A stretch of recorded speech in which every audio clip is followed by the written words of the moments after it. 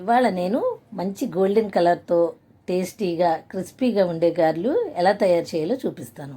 ఇక్కడ నేను ఒక అర కేజీ మినపప్పును ఈ కన్సిస్టెన్సీ వరకు గ్రైండ్ చేసుకొని సరిపడినంత సాల్ట్, 2 పెద్ద సైజు ఉల్లిపాయలు, 5 పచ్చిమిర్చితో పాటు కరివేపాకు కూడా వేసుకొని బాగా ఇలాగా కలుపుకోవాలి. 1 టేబుల్ స్పూన్ బియ్యం పిండి కూడా యాడ్ చేసుకోవాలి. ఆయిల్ బాగా వేడెక్కిన తర్వాత ఇలా గారెలను ఒత్తుకొని వేసుకోవాలి.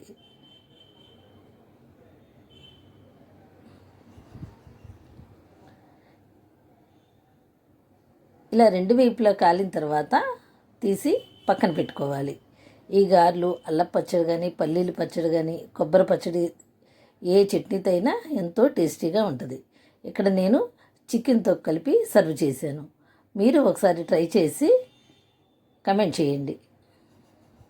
ధనా సోంపుటి ఛానల్ని సబ్స్క్రైబ్ చేయండి.